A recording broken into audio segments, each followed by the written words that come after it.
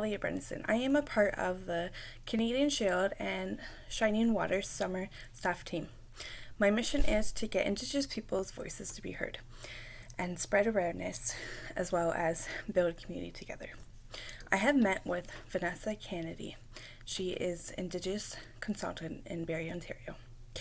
I have talked to her about her new business called Red Quills, and we talk a little bit about what the United Church can do for and with Indigenous people.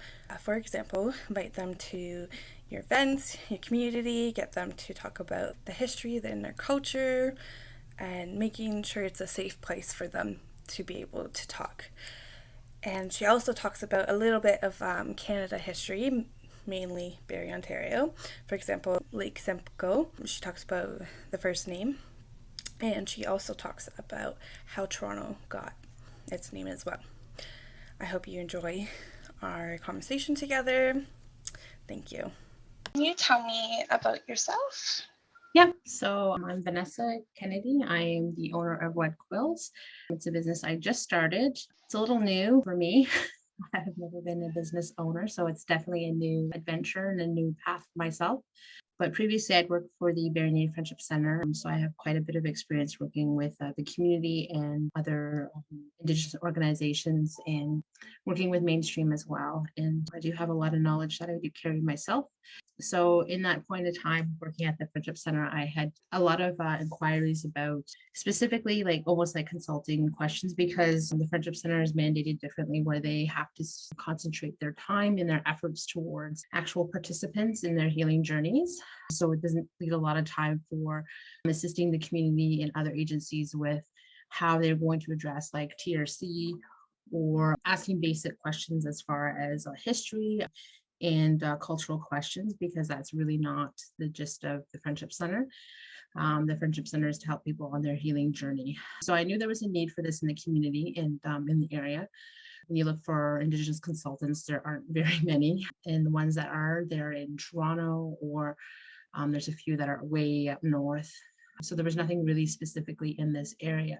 So I gave it a shot and figured I could do this and, try and help people understand culture and understand Indigenous people and the Indigenous community in this area specifically.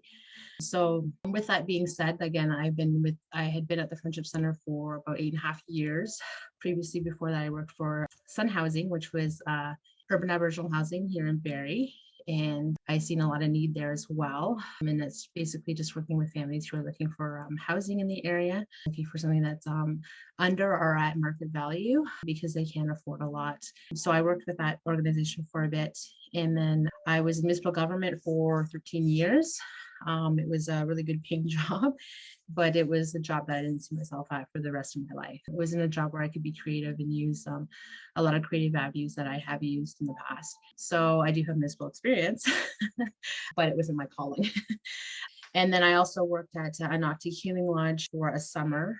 So that's out in Vasey, and they did residential counseling for families and youth affected by obviously trauma. So, and trauma that is carried through Indigenous people is intergenerational trauma, which is a result of the residential schools that were forced upon Indigenous people in the country of Canada, right? So I've done a lot of learning, I've done a lot of experiences, a lot of sitting down and listening to people and listening to their stories, and knowing that there is a huge need and demand for someone like myself who can connect and talk to other people, other organizations, and help them understand and how we're going to, move forward as far as reconciliation. So that's a little bit about myself. In my spare time, I make jewelry and craft. I'm a very crafty person, so I love doing that. I'm married, and I have a daughter of my own. She's 10 years old.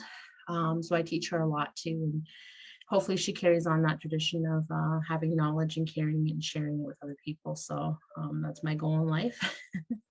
Just recently got a puppy, so I'm, strapped for time sometimes when it comes to him. But that's a little bit about myself. The business is, again, connecting with communities, connecting with organizations, connecting with churches, which I've done in the past, and how we're going to move forward with reconciliation. Again, I have the question of how can we help? What can we do? So I'm trying to, slowly help people educate and learn a little bit about us and who we are. That is another question I got a lot of was, how do we talk to you? And I'm like normal human beings. Um, so there's like this stigma of how do we talk to Indigenous people, and how do we open that door to Indigenous people, right? Because that was another thing, was people didn't think they could come to the Friendship Center and talk to people and just sit and be a part of that community, because like I said, it was community driven, and it was community investment. You had to invest in the individuals that were part of the community, but there's nothing saying that you can't be part of that community and learn more and see what you can do to help in that community. They're always looking for volunteers. The same goes for any other Indigenous organizations. There's always room for you to be a part of that community and see where they could use your help or your assistance. Everybody has that little niche in life where they're really good at it, and they can lend a little bit of their skills to another person, another organization that helps build upon that community, makes it grow bigger, right? Which obviously is the church.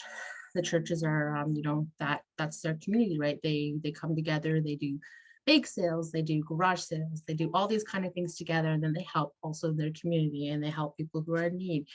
And it's about getting together as a cohesive group, with the same purpose in life. You have a faith that you follow, and for the Indigenous community, we have our faith that we follow, right? Again, it's not necessarily the same as every nation here. So that's another misconception too, is that there are just one nation here, right? When there's actually multiple nations that are here in Barrie, and specifically in Simcoe County as well.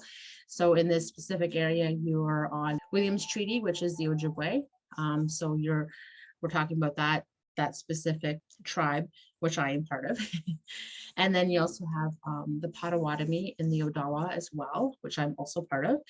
And then you also have the Haudenosaunee, which is the Iroquois Confederation. So you have people that you're dealing with that are that nationality and tribe as well. I should say nationality, I should say tribe. So there's different views and different beliefs in those two as well. And then we also have the Inuit community who are coming down from the north and who are here in this area because Barrie is a hub. They come to this area. So we have people from there. And then we also have people who are from Cree territory as well coming down here. And again, different belief systems, even different dialects as well. So you have to remember you're dealing with different dialects as well. So knowing that there is a different culture base here as well. So it's really good for people to know that as well. And it's important that they know about it, right? So yeah, I teach a little bit about that. My next workshop that I'm developing is land acknowledgments. This is a new thing. Well, it's not a new thing. A lot of people are doing it for some time, but now a lot more people are starting to jump on that bandwagon and starting to acknowledge the territory that they're on and acknowledge the Indigenous people that are in this territory, right? So I'm just going to do a workshop about that, basically why we do it, how to do some research. And basically by the end of the workshop, you're going to be able to write your own land acknowledgement. So it's important not just to copy and paste somebody's land acknowledgement. It's important to actually write your own and figure out the verbiage and what you're going to say in your land acknowledgement, because everybody writes it differently. You can type land acknowledgements on Google and so many of them will pop up and you read them and you're thinking, oh, I don't really like that one. I really like this one. Doesn't really speak to me. But you have to really think about those words and those verbiages that you're using in a land acknowledgement. So some people will say, I, Vanessa Kennedy, am a settler and I reside on this territory. People don't like that term settler, right? Because it implies that you're just settled here, but in fact you haven't. Your lineage has been here for about 5 generations, right? So technically you're not really a settler, you're a Canadian. So you have to be careful about the verbiage in that way.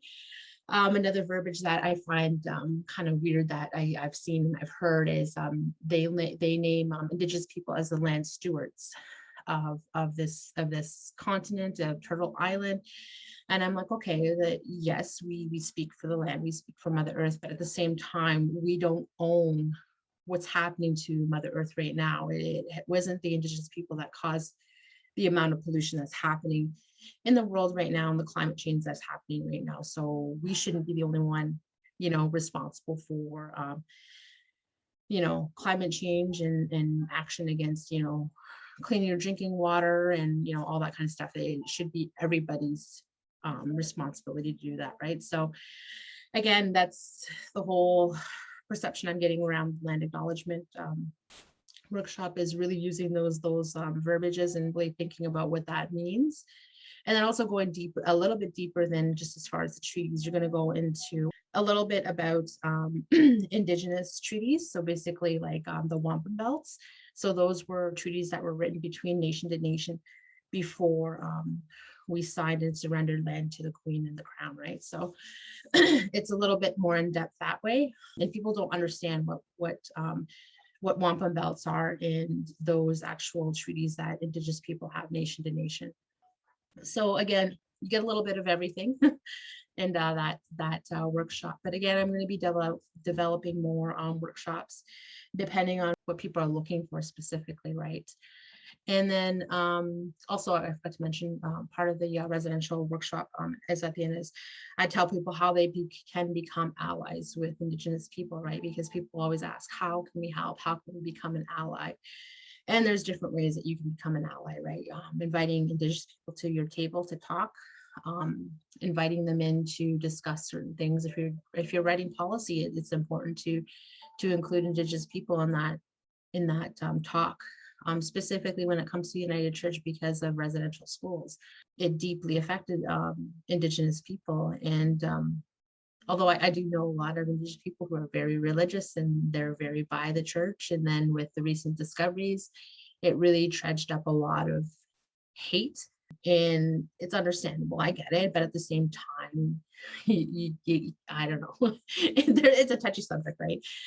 So you gotta kind of outweigh both people and both views, and like you have to be understanding and try to make those discussions good and talk, right? So at the beginning of my workshops, I always say this is a safe place to talk and discuss. And just to be mindful and respectful of everybody else's views and comments.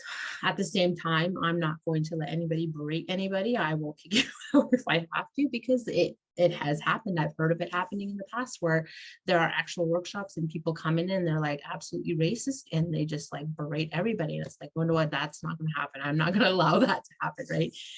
So as far as a host, you have to make sure you're hosting a safe space for people to come and discuss, because once that happens, it closes discussion and then that person will never, ever come back to try and talk with you or open up with you.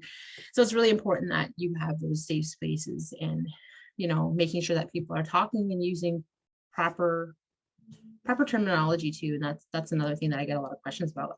What type of terminology should I be saying?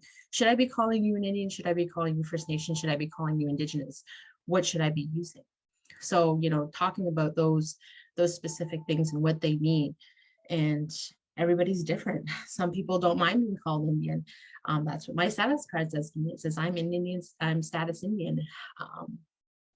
And First Nation doesn't bother me to use that either. Some people don't like that terminology. Indigenous, some people don't like that terminology. So it really depends on the person, right? And yeah, so that's a little bit in a nutshell of what I've been up to as far as Red Quills goes. I have done some work with Burton Avenue United Church. They hosted a sacred fire at their church. They really wanted to do something. They were really affected and they were just heartbroken about the discoveries of the children, and they wanted to know what to do, what we could do. And so they reached out to me and we had decided to do a sacred fire. So again, that was basic introduction of that church to what a sacred fire is and what it means. In my firekeeper that I had there was able to speak on some really good personal experiences. And then he also brought his drum, which a lot of people got to experience and hear. And the church also told their bells 215 times for the children that were found. And then we also had our drummer who also drummed a beat for every bell. So that was kind of very powerful. Again, it was just that's how you heal together. That's how you create reconciliation, is understanding each other, being there to support each other. That's how reconciliation happens. So that was a really good connection that we made there. And Burton Avenue has always been has a little soft spot for me. They've always included me in talks and reached out to me even before I had Red Quills. So it's really important to have those connections and keep those connections going. So yeah, that's a little bit about a little of the past that I did with the church. I've been doing a lot of research on how many healing lodges there are and how many friendship centers there are. And there's not a lot of healing centers and there's not a lot of friendship centers around. Mhm. And so, what I'm trying to do is trying to create a letter for the MP and the government as well and get the United Church to sign it. Mhm. But I'm trying to do my research about healing lodge and friendship centers and how they can help Mhm. introduce people so I can put it in the letter. Do you have any suggestions for me? Yeah, those are really, really great suggestions. I think I had this discussion with quite a few people at the Sacred Fire for the City of Barrie. And that was a really great turnout. We had about 3,000 people come through that Sacred Fire, which is amazing. I did not expect that many people. I tied 1,000 ties. I went through those and I went through 8 bags of tobacco. So that was a lot of tobacco. So I guess I measured about that's how many people we had. I had no voice at the end of the end of the event. But I had a lot of really good, meaningful conversations with people, a lot of good talks, a lot of good, again, a lot of people asking, how can we help? What can we do? And that was one of the suggestions I had made was talk to your local MP. There's not a lot of healing centers that are open at this current time, and those are really, really integral in this healing journey for Indigenous people. They deal specifically with intergenerational trauma, and it's really, really intense because most of the centers or lodges, they're usually like a residential treatment. So they're usually in there for about 2 to 3 weeks, depending on the actual intensity of the program that they're in. And it's super, super intense. I think maybe the max is 20 that they have at a time. And they do super, super intense healing with elders who know their stuff, who have been through this with a lot of other people, because again, when you're opening up that shell that people build up right around them, it's like a floodgate, and you have to know how to deal with that trauma, because that trauma is like horrendous. Like again, like I worked at an Opti Healing Lodge and I've been a part of that, so I know what can happen and the amount of intensity that goes into that healing and telling people stories and opening up, because it is intense. The stories that people are dealing with, the past that they're dealing with is it's horrible. It's hard to hear, it's hard to see, it's hard to deal with. It's hard not to get emotional too when you hear somebody tell their story and they're ugly crying, and and it's tough, right? Because they're telling you the raw details of what's happened to them, and that is all a part of intergenerational trauma, right? So again, these lodges are so important to people healing past that, in breaking out of that cycle of abuse, in that cycle of just not knowing how to function, because of residential schools, and this is part of my workshop, I'm giving you lots of part of my workshop, is that when children were at residential schools, there was no maternal figure, right? There were the nuns and the sisters and the priests and I know I get it mixed up because Catholics in United call them different, right? The maternal figure. So they didn't really know how to deal and how to be feeling people and feel love, because there was no love there. If they had seen their brothers and sisters that were there, because they were segregated, right? So it was girls and boys, they were not allowed to talk to each other. They were not allowed to embrace. They were not allowed to help each other. That was the whole point of breaking the child, right? Was they weren't allowed to have that maternal love. They learned how to deal with things using those horrible words to each other, and then also using their hands physically, and then also the sexual abuse that happened. They learned that and they passed that along as well.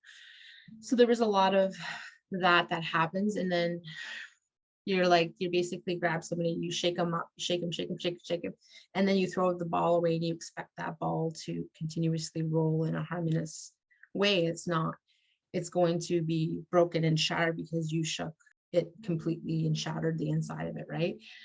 So this is why we have Indigenous people who cannot function. They don't know how to have a family. They don't know how to love. They don't know how to be parents. They don't know how to function financially, because they don't know how to do that. It was never taught, right? Again, so this is a lot of the snowball effect that happens from residential schools, is all that happens through that. So these centers, again, lodges help to get people past some of those things. You're never ever going to get past it. It's always going to be there. It's always going to be under the surface. It's how you deal with it and how you are able to get past it. So I remember an elder telling me one time before that, you're on your really good healing journey when you can tell your story and not cry and your voice not shake, because you're owning your truth, right? And owning your truth is telling yourself the truth about who you are and how you've come to be who you are. And some people just can't do that at all, right? It's just it's going to take a long time, right? So again, that is why these places are so important. I've seen people come in and they're a different person when they leave.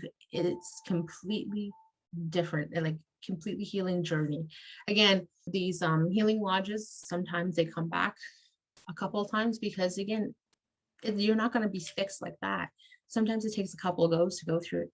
So again, it is important that they're there and that there's funding for it. And again, they're very few and far between healing lodges. I know the one in Six Nations, I know had a fire. I don't think they reopened. So they took a lot of people from basically Southern Ontario, and now that's not there. Anati Healing Lodge is now only dealing with youth. So any families have to go up north to Elbin to do the residential component there. And that's still very far. Like if you're talking about coming from Toronto, you have to go all the way up there. If you're coming from London, you have to go all the way up there to go to a healing lodge. That's crazy. And healing lodges, they need the space. This is an integral part of healing as well, is what we call land-based healing. And that is connecting to Mother Earth. A lot of the times we have sweat lodges. Most of the time you have a sweat lodge when it comes to healing lodge. And that is the whole rebirth of your spirit and who you are. And again, that has to happen a few times sometimes, but you can't do that unless you have land to do that at, right? So there's a lot of things that happen. You go for walks, they do some medicine walks. It's just connecting to the land. It's learning how to listen to yourself and learning how to listen to nature in a different mindset, right? Being on the land is completely different, right? Because it's something that we had always been our existence as Indigenous people, as living on the land, listening to the land, listening to the seasons, listening to the air, listening to, the wind. We've lost that of who we are. So this re-shows you how to, listen to those intuitions that you naturally had.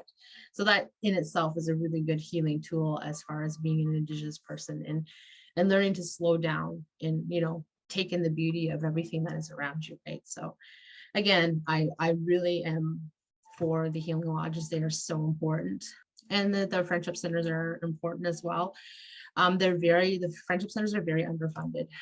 So the funding, where they get their funding from is the National Association of Friendship Centers. And then they also get their funding from the Ontario Federation of Indigenous Friendship Centers. They're the ones that they have to directly report to when they're doing their statting. They have to do quarterly statting. It's all about a numbers game. It's all about how many participants you have, how many clients you have. I'm assuming eventually the more numbers you have, the more funding you're going to get. It's really hard to say. I never know how that's going to go out. But again, I don't read all the reports from the Federation as well. I'm hoping things turn out better. And again, I know as working at the Friendship Center, we're below par as far as salary range, as far as mainstream. So for instance, I'll give you, for instance, Aboriginal Healthy Babies, Healthy Children, which is basically the same as a Simcoe County childcare person. So they'll make a lot below than that. And the caseload is massive with that specific program because you're specifically dealing with families with newborn children from 0 to 6. And sometimes when you're talking about new families, you have families that had maybe 6 kids. And that's a huge caseload. So you're talking about mom, dad, and then all the kids. And then if you have another family, again, if it's another 6 load, that's a lot of clients you deal with, right? And you deal with them basically all at once. So it's overwork, underpaid. The friendship centers, I find that there is not a lot of support for them. And again, people don't know how to help out with the friendship centers as well. But again, that's a lot of conversation that people need to have with the board of directors at friendship centers. and the executive directors at friendship centers, it's really important to connect with them. And I know that if you connected with the friendship center, like the ED there, and asked to specifically talk to the board of directors, they could definitely set up a meeting for people to discuss that. And I think it's really integral that people know who the board is, because their board is the governing body, right? They help to make decisions at the friendship centers. So those are, again, are really important organizations to have in the community. Again, they are underfunded big time. They rely heavily on grants and bursaries. So I know that was a thing that I had did in the past, was I wrote in a few grants. Other people had written grants, and that was just to get little things that helped. I know they had recently got a grant to help upgrade their building. The building is very old. But it's a prime location, which is a good location. But again, it's old, it needs to be upgraded. And they just don't have that type of money, right? Their money is specifically for programming and clients. It's not building maintenance, building upgrades. So yeah, you run into that, putting the Band-Aids on the building, right? So that's tough for them. I know that's really tough for them. But the other thing is that there is the Mum Away, which is part of the LINS. The local health, I can't remember, I never remember, but the acronym for that one. But that's a really good integral part of healing as well. And they do have traditional healers that people can speak to there as well, which is really, really great.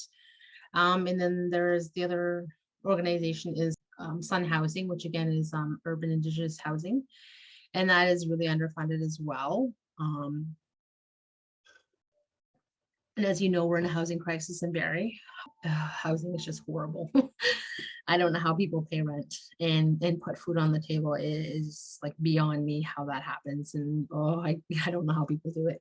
So yeah, those are some really, really important organizations that are in this area.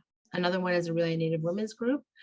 And it's more of a group. They're not really a community organization because they more focus on women, but they are like, it's really important that they're there and that they have assistance and help as well.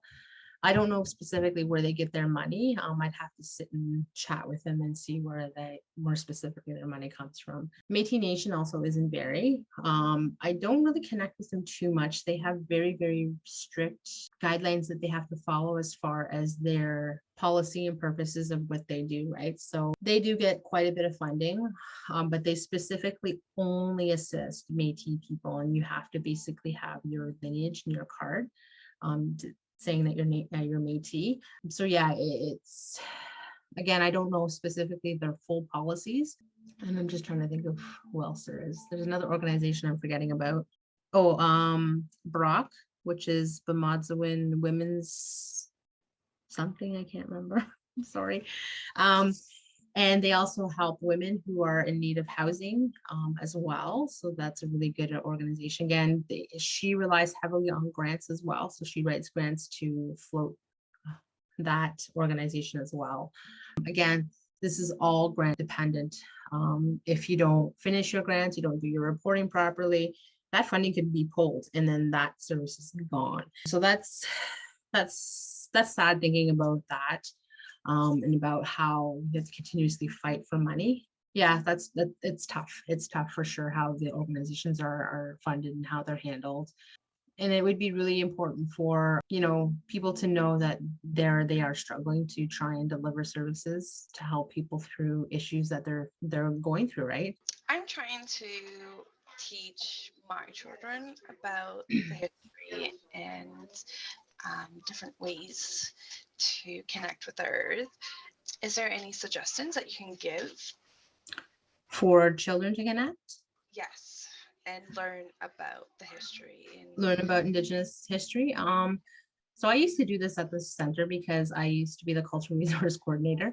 I used to go to a lot of the schools and talk to the kids about culture and what it is to be Indigenous and all that kind of stuff.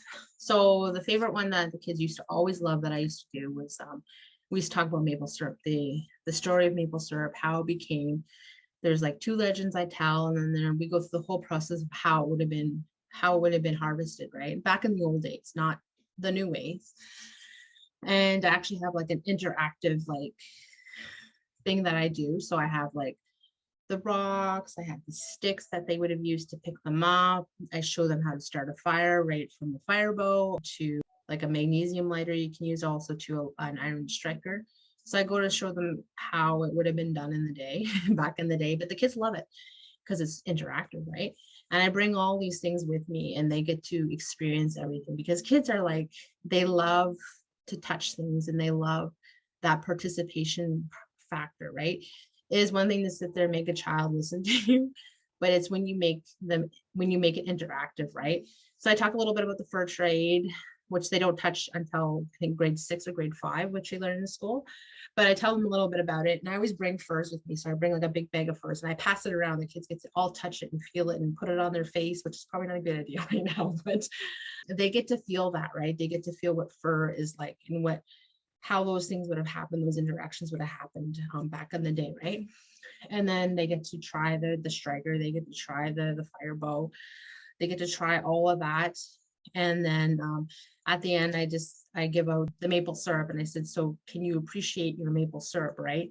And how back then it would have been a whole different process of harvesting it, right? So they get to know the real story of maple syrup, because the misconception is that the French people, harvested it and found it and cultivated it, when in fact it was the Ojibwe people who showed the French people and early settlers about maple syrup. So there's like a misconception there. And again, the kids love it when I do it. And I also bring like another couple little games that they can try.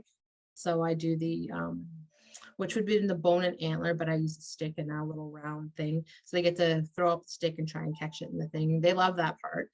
And then the stick game, which is you balance the stick on your hands, and then you have to basically you're pulling back and grabbing the stick. You can't just throw it up and then catch it. It's teaching them about hand and eye coordination. So this is something that kids would have learned back in the day, is hand and eye coordination, because you had to eventually learn how to do everything like that. So they learn how to do that. And the purpose of the stick is how many sticks can you get on your hand? I think I got up to 12 and the kids are just like, oh my God. So they all had to try, right? They all wanted to get up to 12. They all wanted to see they get to get up to as many as I could.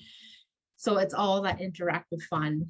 And then I tell them again, so what did you learn from that game? And their little hands are up. They're like, oh, I learned that I could catch two. And I'm like, I said, what about the balance in your hand? And they said, oh yeah, I learned balance. So I try to infuse like a little bit of science in there as well. And I'm like, well, what happens to the stick when you put it in the fire bowl? When I get them to rub their hands together and they get to get all this experience, and the kids love it. And when I'm done at a school, they always send me like this little note afterwards, and the kids all get to write this little note. They're like, thank you, Miss Kennedy, for coming and teaching us about it. And I talked to the teacher afterwards and like, they talked about you for weeks on end. They wanted you to come back. And I'm like, so that is one that I use to interact with the kids. And then they ask more questions, and I don't mind answering their questions. I love kids and I love their curiosity and how they see things, right? Because it's just so pure and it's not like adults, right? Where we confuse everything with everything else in our minds, right? So they're just so like pure. I just love their thought process, but they're so awesome. And I miss that part about going into the schools and talking with the kids and watching their faces light up when they get to do stuff.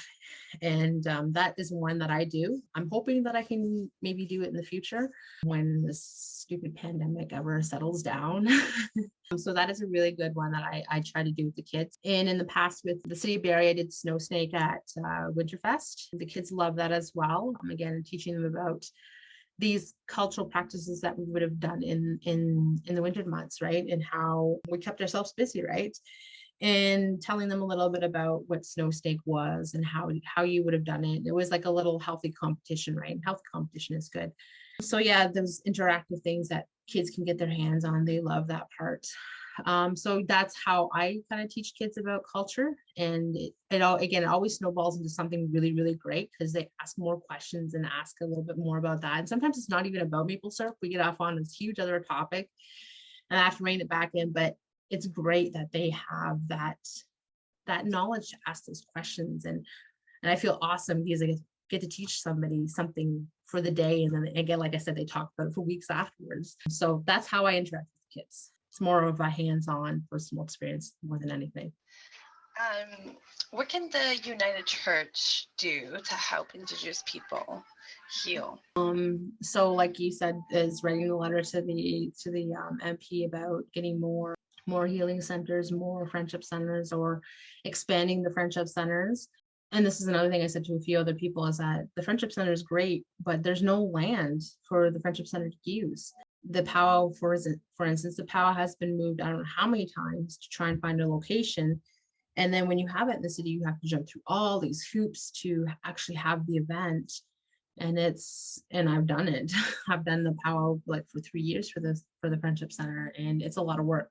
But there's no land for the Friendship Center to use to do that, to do a powwow, to do land-based healing, land-based connection, like going out doing medicine walks, having a sweat lodge, all those things that are really, really important, again, to part of healing. They don't have that because they just don't have money to buy land to do that. I do know that I think 2019, the powwow was Sundale Park. Mm-hmm. That's where it was located last time. Yeah.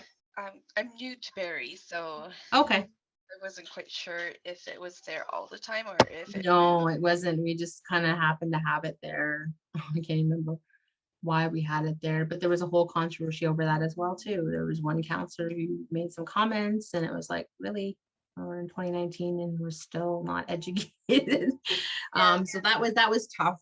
For me, it was tough because I was like, really, I'm like, but obviously it's again, a lot of people don't know stuff, so there needs to be a lot more education happening as far as non-Indigenous people to learn about Indigenous people. So yeah, those are really important factors. Going to the Friendship Center and asking how they can assist and how they can help out in any way, because there's always programs that they're doing and they're always looking for volunteers to assist and help. Yeah, I that's kind of all I can suggest. Again, inviting them to the table when policies are being written is really important. Again, it's important to let the church know that, because again, all your church congregation all have businesses they work for or own their own businesses. So it's important to keep that in their mind when they're moving forward on their path with their business or whoever they work for, their organization, because then they're going to say, I went to this, and I think it's important that we include an Indigenous voice in this table or Indigenous voice in this policy, because that has that effect where you think about it, it's in the back of your mind, and then when things happen, you're thinking, okay, well, this is how change happens, right? It's like that little snowball that turns into a bigger snowball when it rolls down the hill, right? So yeah, it's important for people to know that they need to be included in the conversation as well. I do agree, yes. I do know, I think I said this to you before. When I was high school, I left the high school to do different activities with a group of Indigenous people. And we went to different programs, and we went to different areas. I forgot what it's called. It's in Dundas, but it was a long time ago. But I do remember vaguely that we went there and we learned about the turtle, the 12 months the turtle shell, mm-hmm. And it's incredible. And then after high school, I didn't hear anything else about it. And then as I got older, I wanted to learn more about the history. So I had to do the research myself. I had to connect with others to learn about what happened and learn about how we connect with the earth. So I feel that learning about our history, it should be in our school system, because it is it's huge. It's part of our history. It's we shouldn't just learn about the U.S. and World Wars II and World War I. Yeah, it's important to learn about Indigenous history, because everything that's taught in school is settler history. For instance, Simcoe County. Why is it named Simcoe County? It's named after John Graves Simcoe, right? And I talked about this before, I think previously, about Lake Simcoe. I said it never was Lake Simcoe. It was known as Shining Waters by the Ojibwe people. And it was also known as Lake Takaranto by the Haudenosaunee people. And it was also known as Lac Overturn, which was by the Wendat people. So this lake had many different names, but nobody knows about this. They don't know that that had many names before John Graves Simcoe put a stamp on it and said, it's called Lake Simcoe. But there's a really, really, really interesting history about that. So it was called Lake Takaranto by the Haudenosaunee people, which translates to where the trees stand in the water, which is referring to the fishing weirs out near Really Way. So that's what that means. So that name was carried down to obviously the city of Toronto now. So that is how Toronto got its name, was from this lake. And people don't know that. And I'm like, well, you should know your history, because that's how Toronto got its name, because of the carrying place in the, there's like a portage there that they would have used to come up and across, as opposed to going all the way around the lakes, which would have taken a long time. So there was a portage route through Lake Simcoe up through Kempenfelt. There was a portage there, and there's also the portage up near Aurelia there. So there's two portage routes that happened for the great fur trade right back in the day. So again, that's important for people to know, is that those fishing weirs that are sitting there now are ancient. Those were back from the Wendat people. I think even before the Wendat people looked after them and used them as well. So those things have been around for a long time. So again, that's a little bit of history about Indigenous people and something that actually still stands today as far as a structure, because a lot of history and heritage is measured by structures, physical things. And because Indigenous people are an organic being, right? We live, everything is off the land. We only make footprints that can be taken down or removed or crumbles back into the earth, basically, right? So our homes were made from birch bark. Our canoes were made from birch bark. Everything was natural. We didn't have anything like iron or anything. That was only happened after the trade, right? When we first started meeting settlers and things were traded, like furs, right, for different things. So everything was organic. That's why it's really hard to sometimes find and pinpoint exactly where tribes live, because again, everything would have been right back into the earth, right? So there's no structures to physically measure where Indigenous people were. I know sometimes every once in a while they find like a clay pot, like a sardine pot, or they find maybe something that resembles that there was a settlement there at one point in time. I know the train station in Barrie it's been constructioned up for quite some time, right? Because they're actually, they found bones underneath the actual train station. So when they were in the basement excavating or doing something, they actually found bones down there, and the bones actually belong to the Wendat people. So there was reference that there was actually an ancient Wendat burial ground in that specific area. So they cannot disturb it.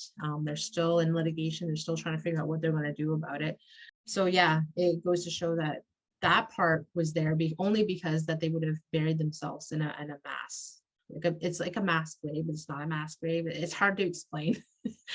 So again, that's how you would have found out that there was a settlement there, that there were people there. And same thing if they had built the big log houses, the long houses that they would have had. Again, that would have all crumbled into the ground. It would have been just, returned back to earth in an organic way, right? Because again, everything would have been constructed and tied up with like rope from other trees, and you know what I mean. It goes to show that that's how our people lived, and that's why it's hard to find out our settlement areas. But one thing that we have found in the past that goes to show that we were here was tree markers. I'm not sure if you know what a tree marker is. It was something that would have been used a long time ago. They would have tied down a little sapling, and it would have showed that if it's bent this way, you're turning left on the trail. If it's this way, you're turning right on the trail. So eventually those trees grew, and then if you see them grow, they kind of grow down, and then one side goes up, and it's an actual tree marker. So if you find one, that's really, really cool. It goes to show that those footpaths existed back in the day, and that's how Indigenous people would have found their way on land. They would have obviously used the rivers to get through and around here as well, because the Nottawasaga was also used as a canoe route as well. And then also another history fact is the Trent Severn Waterway was also a huge water route for Indigenous people as well. But they obviously put in the Trent Severn Waterway to make way for bigger boats, bigger ships to get up and across, right? So again, it's important to know that. I mean, people don't know that history that exists here. Yes, I definitely agree. What can we do to try and make up the past? To make right or wrongs, I guess you could say. That's a tough one. And again, it totally depends on every person. Every organization is different, right? It's going to take some small steps before full reconciliation happens. It's really, really tough. One that I keep on hearing about, and I'm a social media junkie. I'm always on Facebook. I don't know why, I just am. But all my friends are basically, I have a lot of Indigenous friends, a lot of Indigenous family, right? So their thing right now is that, well, if Nazis could be accountable for their crimes, then so can priests and nuns. But that is tough to even think about that as well, right? I'm like, okay, well, because I do have church friends as well, and I'm like, that's tough, right? Because how are you going to do that? But and then asking for the apology from the Catholic Church, which is not your church, but we're still waiting for that. I guess just questioning why the churches haven't come forward with those priests and nuns that worked at those schools. Why aren't they coming forth and making an apology, right? So that's I know a thing right now is that people are questioning and asking about is how come those priests and nuns, which I know some of them are still alive because the residential schools didn't close that long ago. Why are those records not being divulged? So people want to know why those records aren't being divulged, because they're not being divulged. So yeah, I know that's one thing that they're questioning about. But again, there's so many things, so many factors in how you're going to do that, right?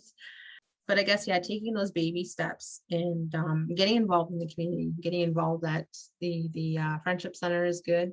Sitting down and having conversations with Indigenous people, just sitting and listening and talking, inviting them out to your events and just listening. One is just listening, because if you start talking about the church and you start, I'm not preaching, then people are just like, nope, I am not coming back here again. I'm not going to be fooled into. It's like a conversion, right? There's always this thought that, yeah, they're trying to convert us. They're still trying to convert us, right? And everybody has a choice, right? But there's still that mindset is that they're trying to convert us, can still continues to try to convert us. I'm like, no, everybody has a say so whether or not you want to be religious or not, you want to believe in God or not. But there's always that perception, right, that that's still happening. But yeah, just I say is just having those conversations, inviting them out, coming out to POWs, coming out to Indigenous events, right, and immersing yourself in that community, learning about culture, right? Like you said, you learned about the turtle, and there's always those events happening. Is sitting in on those and listening to what that is about, right? And listening to that story, because there's so many stories that come off of that turtle. Like, we're all part of Turtle Island, right? And how Turtle Island came, and that is our creation story. And so many stories come from that, and it's like this whole web of connection, right? There's always something connected to something, and learning about that is really, really cool, really empowering. A lot of people tell me that I never thought of life that way until I heard that story, and this comes from non-Indigenous people. They're like, this is just amazing how the connection happens, right? So yeah, is learning about those cultural workshops. Again, they're all readily available for anybody to participate. You don't have to be Indigenous to participate. Yeah, so and again, that's another thing that I think is really important, is letting people know that you don't have to be Indigenous to participate in those things. It's wanting to learn and opening your mind to a different view and different faith, right? I appreciate you taking your time. No problem. Meeting with me, and yes, thank you. Yeah, no problem.